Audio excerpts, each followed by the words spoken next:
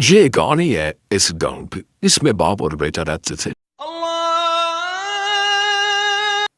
باپ جو کہ بہت ہی شریف اور نہایت تھا، مکھی اور پرہیزگار تھا۔ اس کا ایک چھوٹا بیٹا جو کہ بھینسوں اور مال وغیرہ اور زمینی کاروبار میں مصروف تھا۔ اس کا بڑا بیٹا ایک لالچی قسم کا انسان تھا۔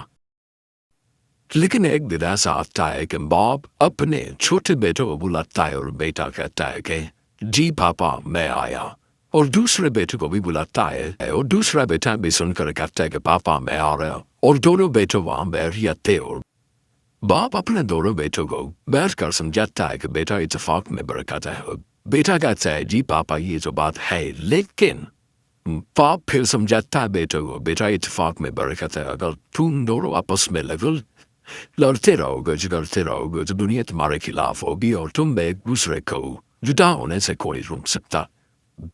پر پھر باپ کہتا ہے کہ اگر تمہیں کامیاب ہونا ہے تو دنیا کا راز یہی ہے کہ مل کر رہو، اور بیٹا بھی وہی کہتا ہے کہ جی پاپا مل کر رہیں گے، اور میرا بیٹا اپنے باپ کو جھوٹی تسلی دیتا ہے کہ ہم پاپا مل کر رہیں گے، لیکن ایسا نہیں ہوتا۔ اپنا بیٹا کہتا ہے کہ چھوٹے سے پوچھ لو، چھوٹا بولتا ہے مجھے بھی ہے مل کر جائیں گے، لیکن ایسا نہیں ہوتا۔ چھوٹے بیٹے کی امپلی کھانی ہوتی ہے، بڑے بیٹے کی امپلی کھانی ہوتی ہے، دونوں ایک دوسرے کو سمجھتے لگ جاتے ہیں، لیکن اس کا پتہ نہیں کہ دونوں ہی اندر سے کھوتے ہیں۔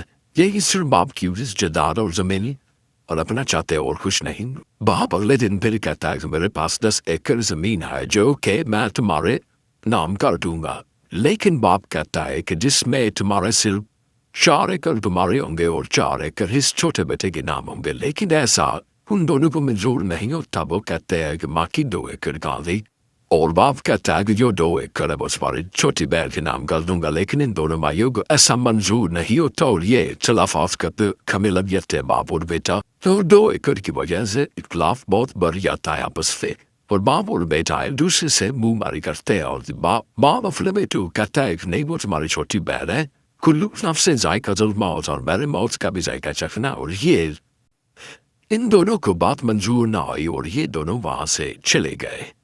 چھوٹا اور بڑا بیٹا وہاں آتا ہے اور بولتا ہے کہ ہم باپ کو نپٹا دیتے ہیں، ملم کے مار دیتے ہیں، اور جو ساری زمین ہے وہ ہم پکڑ لیتے ہیں دونوں۔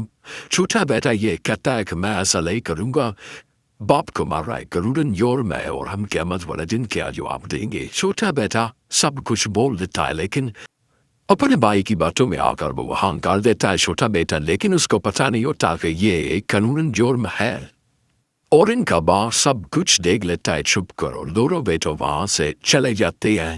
اور باپ اپنے ایک دوست پٹواری کو بلاتا ہے اور جتنے بھی سارے جائیداد ہے وہ سبھی یتیم خانے کے نام کر دیتا ہے۔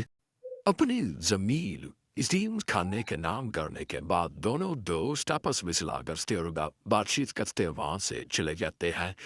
اور باپ سو رہا ہوتا، اچانک سے ادھر سے 2 بیٹے آتے اس کے، دیکھتے وہ اندر آ جاتے، اور اندر آتے ہی باپ کا سرد مارے لگتے ہیں، اور باپ ترپ کر مر جاتا ہے۔ وہ لوگوں کو پتہ نہیں ہوتا کہ ان کا باپ ساری جائیداد یتیم خانے کے نام کر گیا ہے، اور باپ مر جاتا ہے۔ آخر کار ایک لفافے پر نظر پڑتی ہے، اس پر لکھا ہوتا ہے کہ میں اپنی ساری زمین اور جائیداد یتیم خانے کے نام کرتا ہوں، چھوٹے بیٹے پر لیتا ہے، اور یہ ساری جائیداد یتیم خانے کے نام ہو جاتی ہے۔ اور نتیجہ آخر لالچ بری بلا ہے دوستو، اور لالچ ایک بری بلا ہے۔